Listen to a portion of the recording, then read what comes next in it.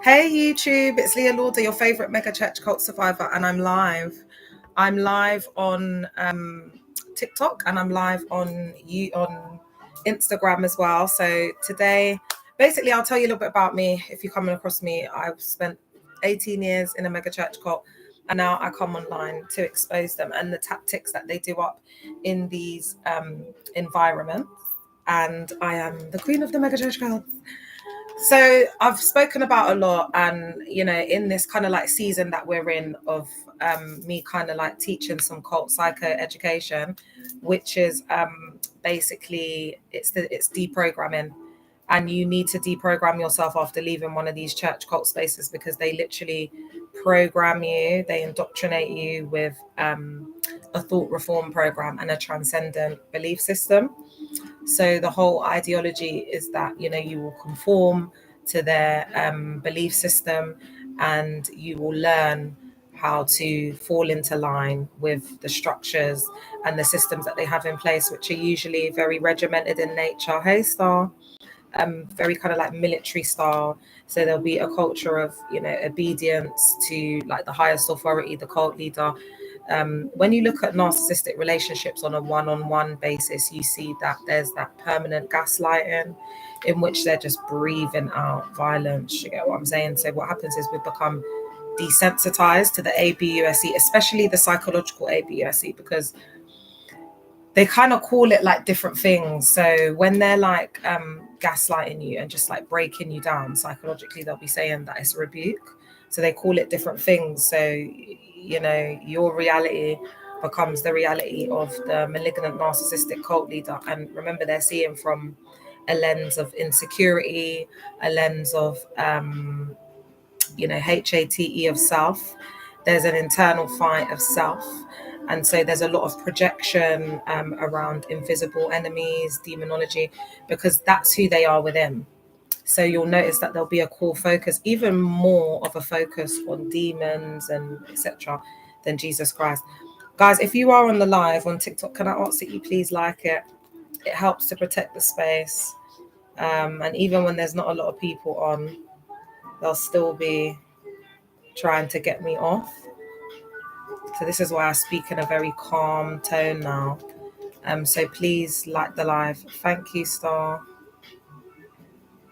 Guys, especially if you're on and what I'm saying is resonating and is helping, can you please like the live? Because it's so important for us to be able to do what we're doing. All right, so today, guys, I've been talking about covert narcissism and the survivor, Dennis, actually. So if you see this, Dennis, hey, on YouTube, asked for a part 2. And I said to myself this morning, why not? Might as well. So let's do up a part 2. So today I'm going to be looking at the spiritual mother as the covert narcissist. I want to start off by saying that it's really important to understand narcissism, especially the mog's other half, because they really do wear the trousers in the relationship about 95% of the time. And they'll have this very fake kind of air of like this. They put on like the Proverbs 31 archetype. So like the quiet, submissive. They're like that in public, but behind closed doors, it's just that they're the complete antithesis. Like they're very stoic, very like firm. They're like stone walls. They're immovable. They don't move. So they're in very unhappy relationships. You see what I mean? So I really do believe that the narcissist kind of meets their match a lot of the times when they marry these covert narcissists. So let's get into it. The reason why I'm exploring the spiritual mother as the covert narcissist is because I was sitting there thinking, we become like children because they teach like a doctrine. We need to become like a newborn babe, desire the sincere milk of the word, etc.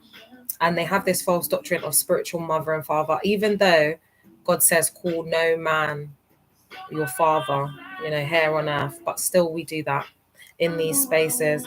So they become like the mother. That's the type of influence that they have over you. I think what I need to do is include on that influence spectrum the spiritual mother and father element, especially in like African cults, these spaces.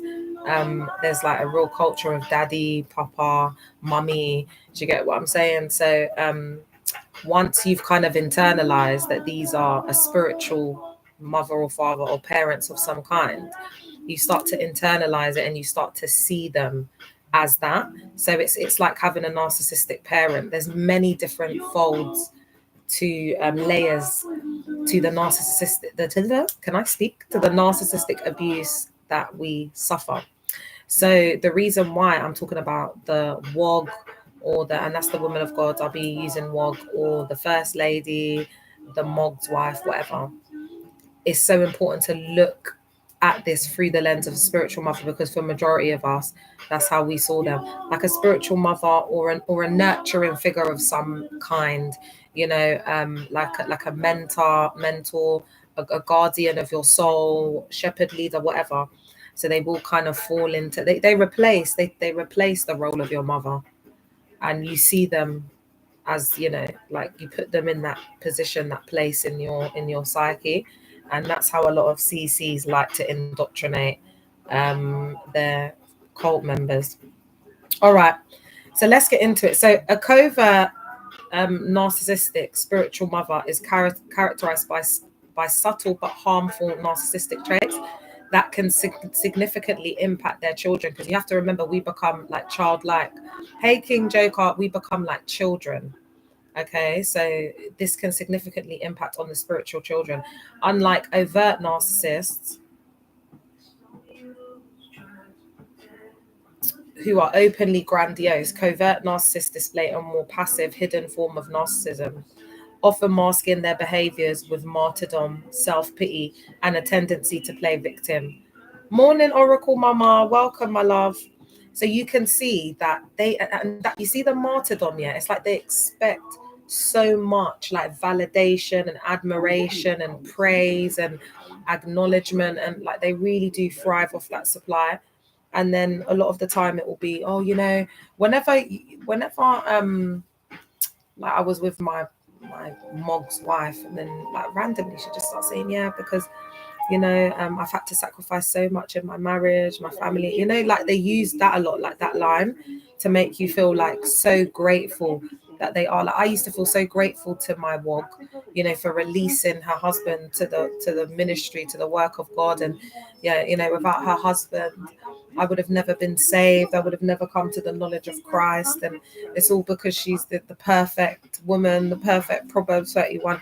Do you see, it's very subtle, but it plays into our psyche, because these women are absolutely neglected in the marriages. They just don't have the time. They don't, hey, lay your roof. They don't spend any time with them. Have I got mods on, guys? So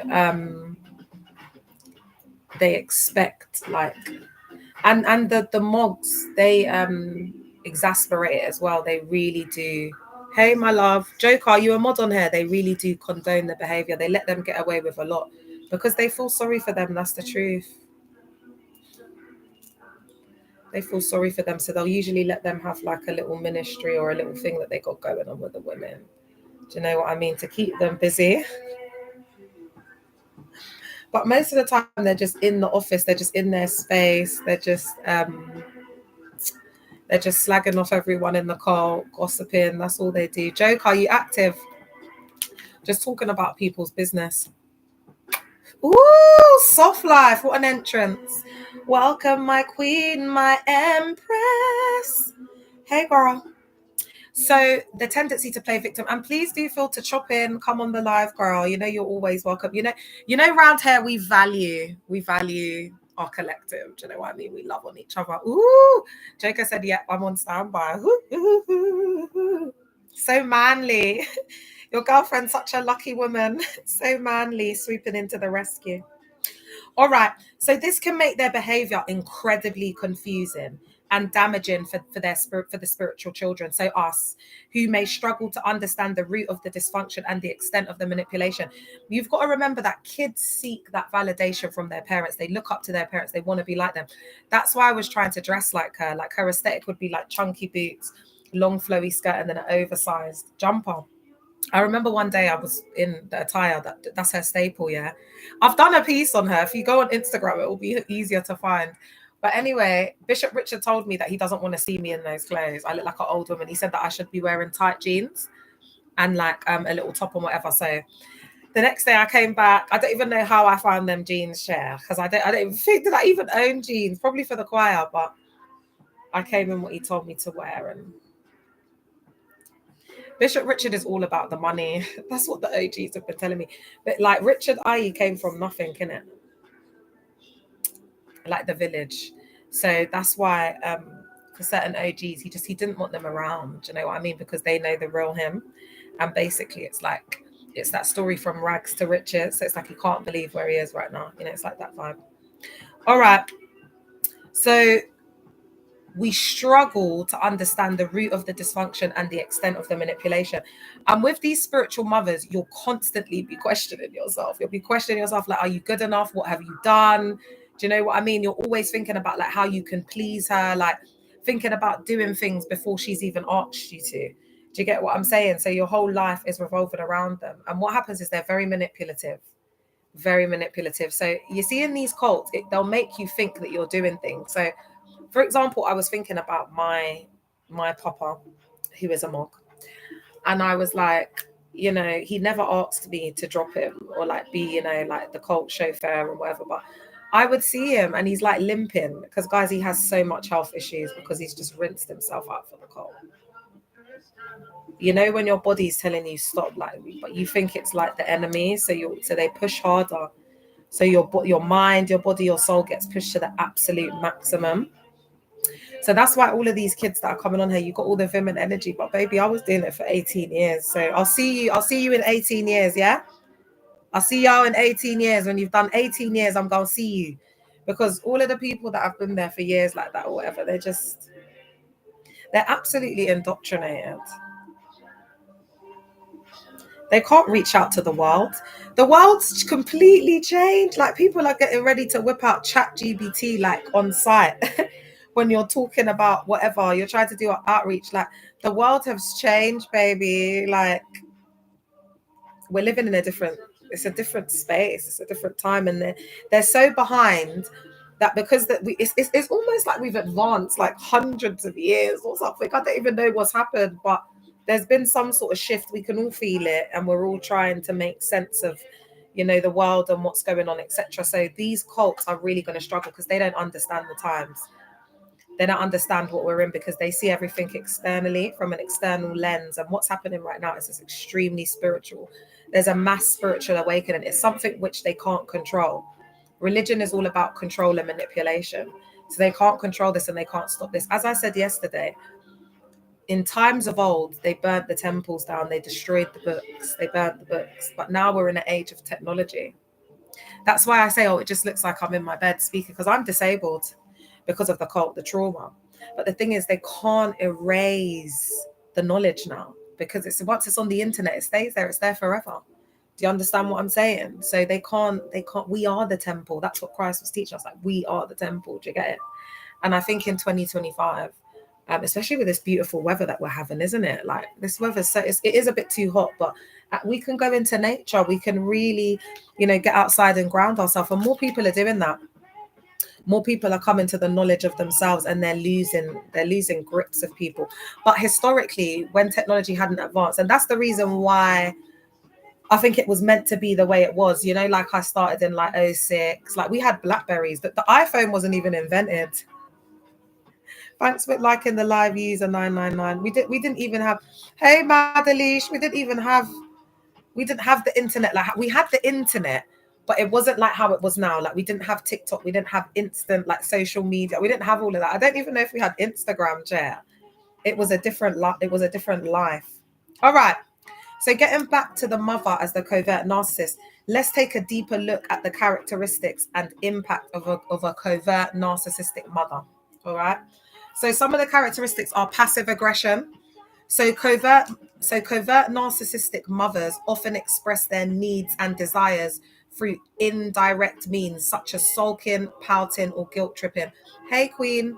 Do you know what? I think we can also see some of the mogs as mothers, spiritual mothers, because this is giving Bishop Richard IE this passive aggression. Do you know what I mean? He was always having tantrums, throwing the mic.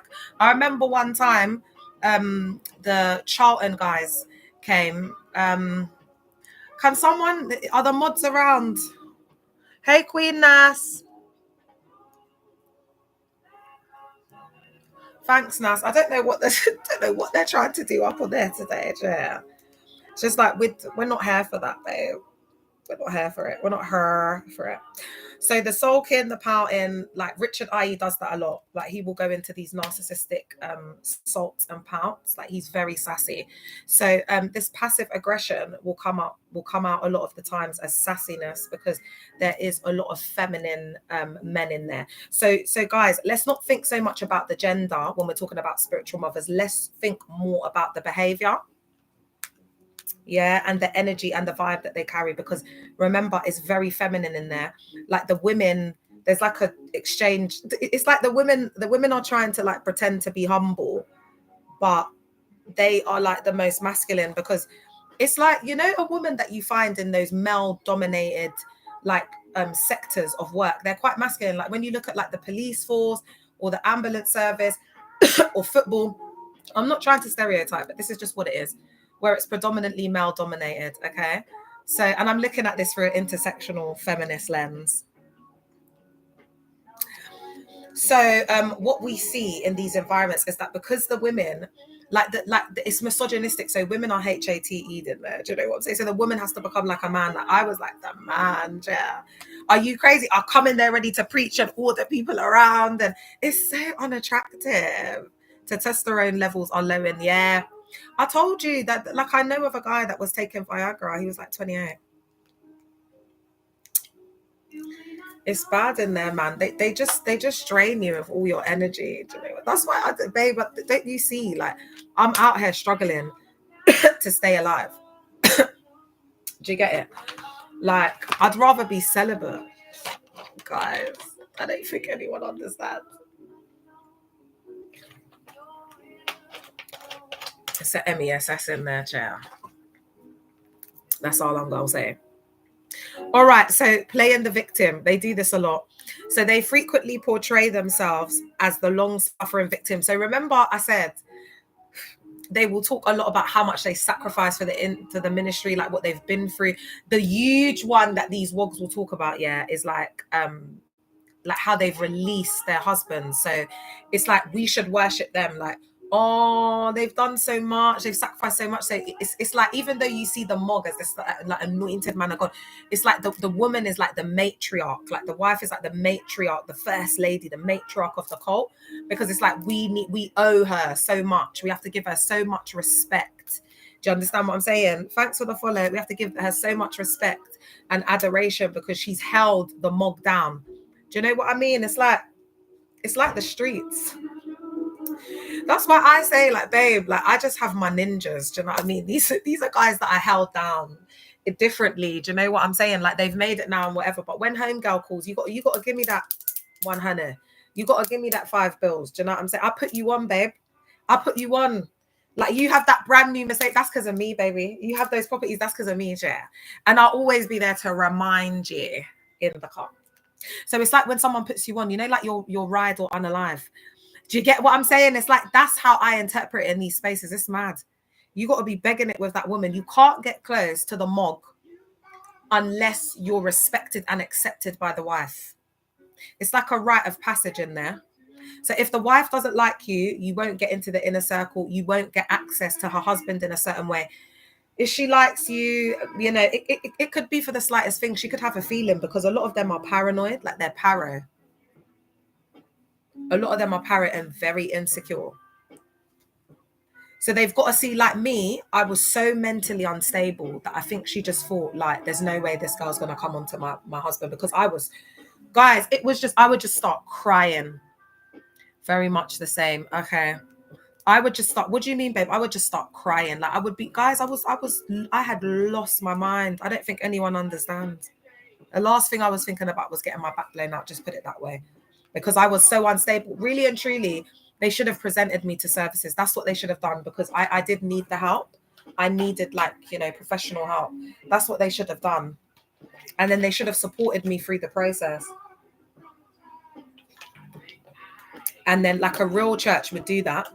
get you the professional support, and then ease you into the transition. Do you get what I'm saying? Of like doing ministry work, maybe starting off with small service, just like, you know, finding your way. These, like, it can take years and years and years and years to establish someone, but that's what it's about. It's not about all these targets and all these souls and all, because it's all about money. If you're really trying to make change with the individual, like, guys, there could have been so much I could have done with myself and did this. And, you know, there were so many opportunities I had to make this thing like below and make it like entertaining, especially with these, you know, these cults that are just a mess. And when things that's why even when certain things happen, I don't even strike whilst the iron's hot, because it's really not about that. It's really because I've got to process it. When this crazy stuff happens, I've got to sit here and process this as a survivor. I'm not thinking, oh yeah, let me jump on this content. That's how they're thinking that I'm thinking, because that's how their mogs think. That's why to the pure, think all things are pure. Their minds are not pure. That's the scripture I was trying to think of yesterday. To the pure, all things are pure. Their minds are not pure. Do you get what I'm saying? So they're not thinking in a pure way. That's why the issue is not what women wear. It's the men. It's the people that look at them with them eyes. Because I can go out with nothing on, not because I want a man to do A, B, C, and D, because I want to be free. Because I don't see when I have nothing on as, I don't see that as a sin. I see that as beautiful, because like God has created us like that. And initially that's how it was supposed to be. We were all supposed to just be amongst nature.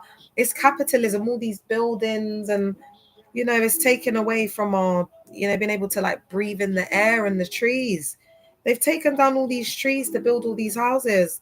Hey, Queen Lucia, it wasn't supposed to be like this, man. All right. And this is going to be a quick one. I'm going to go see, because guys, I am knackered. I'm not even going to lie. From Thursday, like Friday-ish, I'll start to get things moving. I'll start to do content again and that. Hi, my love. It's just the chronic fatigue that I have been having is absolutely crazy. All right, emotional blackmail. They use emotional manipulation, such as guilt or threats, to control their spiritual children's behavior and ensure their needs are met. So there'll be a lot of this, a lot of reverse psychology, a lot of push and pull. Another thing I want to say about this is, like, I was so badly gaslit, yeah, and this is the next one. Like, she used to give me like silent treatment, which I think is gaslighting in a form of emotional blackmail. So we'd just be really close one day, and I would be so codependent on her, guys, for like her word of knowledge, her advice, her, you know, just being around the WOG. I'd feel like I was special, like the access that I had to her, sitting down and listening to all these stories about the ministry, and I felt special. I felt like I'd been brought close. I felt like I'd been finally accepted. That's how it feels. So gaslighting, they may deny or distort our perceptions of reality, leading to confusion and self-doubt. So you'll constantly be questioning yourself. And because of the gaslighting, they'll be telling you that, you know, they did things and they didn't. They told you things, they gave you this, but they just didn't. Do you know what I mean? And it's all to meet their needs. They don't care if they drive you crazy. And another thing they do is they make a lot of contradictory claims. They just want you to be mad, just like completely mad, and like not, they want you to be dependent, completely dependent and functioning on them. I think that my wog was using me as an energy supply. She was just like sucking all of the energy out of me. Envy and competition, they may secretly envy their spiritual children's successes and view them as rivals, subtly sabotaging their achievements. Yeah. So they won't want you to be like greater than them. And that's why I think they do a lot of like this humbling and the gaslighting and the emotional blackmail, because I think that they do get a bit afraid that you're going to like take over or forget about them or whatever. So they try to keep you down a lot.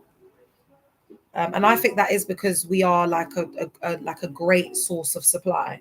Do you know what I'm saying? So once they've got us like in this little nest, it's like nesting. Like they nest with us, these narcissists. They start to nest. Do you know what I mean? And they start to just, you know, just suck all of your energy. It's crazy. All right, lack of empathy. I've said, yeah, okay. Covert narcissistic spiritual mothers often struggle to understand or acknowledge their children's feelings and needs. So because they don't have the empathy and the emotion, like, you know, like when really sad stuff happens to you. Remember I said to you, should be like, yeah, you should be over this by now, over my boyfriend's unalivement in police custody. It's been about 15, 16 years at this point, but it still feels fresh because I never got a chance to grieve. And they don't like you crying in there or showing emotions, or so a lot of people like will be like suppress their emotions. A lot of people will be like oppressed. They tell you that we are not allowed to feel emotions. Yeah, we're not allowed to feel emotions. It's like, you know, you've got to be strong, you got to have faith in the Lord. It's seen as weakness, but crying is not weakness. Crying is releasing, it's healing. All right, I'm getting tired. I'm going to do these last two, guys, and then I'm going to head off. I've been on for about half an hour, and then if I'm getting my energy up, then I might do a live when I'm on the school run, so you'll probably see me. Take care of yourself, my love, so you'll probably see me. Emotional invalidation, so they may dismiss or minimize their spiritual children's emotions, making them feel as if their feelings are not valid or important.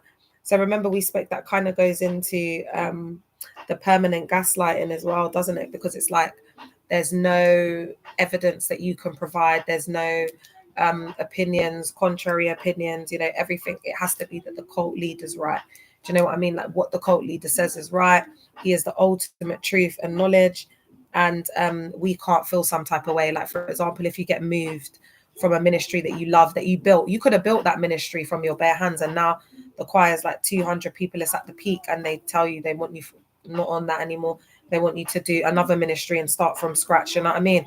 And they'll coerce you and gaslight you into thinking it's an honor, when really they just, you know, it's just all about humbling.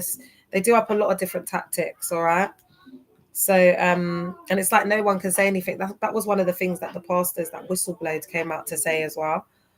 Your emotions are just invalidated. You're not allowed to have feelings. You've got to be a robot in there, soldier, and just receive the instruction and the orders and just do it. No questions asked. That, and it's very like giving African parents, because that's what they are. So secret sabotage, while not always obvious, they may subtly undermine their children's relationships, careers, or personal goals. So again, they don't want you to be above them. They want you to be beneath them all the time. And another thing is they do up secret sabotage in these CCs, where, remember I told you there was that girl, Jennifer, and Bishop Richard I asked about a role that was going to like honor her, was going to take her to the next level. And he asked my Mog's wife if she, like, basically she would recommend her, and she said no. And this woman was there for her when her mum unalived, in there cooking for the kids, looking after her kid, basically a lave. Served this woman faithfully. And she was telling me, I felt guilty, but I had to be honest. It's that sabotage. They just can't. It's a classic trait of a narcissistic mother. Do you get what I'm saying? That secret sabotage. And to this day, that girl never knows. She didn't know until I told her, but she's still in there doing up cult. Anyway, I'm just going to quickly list some of the impacts on children, and then I'll come back and talk about it later. So some of the impacts on children, so us as spiritual children, will be low self-esteem. So imagine if you come in there with low self-esteem, then where are you now? You're in the abyss. Do you get what I'm saying? Complete loss of self. And that's when people can feel like they're losing it. Do you get? Because you're walking on eggshells and she's breaking you down all the time, because they need a lot of validation. They need to be told that they look nice all the time. They need to, do you know what I mean? They need a lot of that, man. Anxiety and depression, difficulty with relationships, codependency. This can also skew their perception of Christianity, of churches, etc., because it's like the parent is one way in one aspect and then they're another way behind closed doors. So it really does confuse them. Difficulty setting boundaries. And you know, this really is because of the cult, because they make you lose all your boundaries, because they want you to be out all night, calling up people all throughout the night, walking up and down the street. They want you to give you access, a lot of access of yourself, and it just drains you. It starts to like affect your organs. I don't think you're supposed to give that much of yourself to people. Like even Christ, he noticed when the woman touched the hem of his garment, like energy is sacred. Do you understand what I'm saying? Like it's like energy, it comes from you. There's a lot of work that people do that are like energetic, that are spiritual, like beings. They do a lot of work, like a lot of spiritual practices to, do you know what I mean? Like be these energy carriers. So when they're coming in, they're just draining you. And some people have this natural light. It could be because of like ancestry, bloodlines. There's certain things that you carry and they're just siphoning it. But when you don't know yourself and you don't know the truth, you'll easily get like wrapped up in the cult leader's psychosis, and then you'll be brainwashed and trapped in the self-sealing system, aka the church cult. All right, and then the last one is identity confusion, and we'll go into this in greater depth, but this is just a little bit of a teaser for later because I'm exhausted. My chronic fatigue just gets me. Like sometimes I'm just like I could fall asleep on the live. But I love y'all. I hope this has helped. The full recording is on YouTube and Instagram, where you can go and rewatch it if you think that would be helpful. I'm gonna go now, TikTok. I'll be back later. Love y'all. All right then. Instagram, I'm gonna go now. Thank you so much for listening. Love y'all. All right, YouTube, it's been lovely. I hope this has helped. Please subscribe. Please go and check out the rest of my videos, like and comment, and I'll see you later.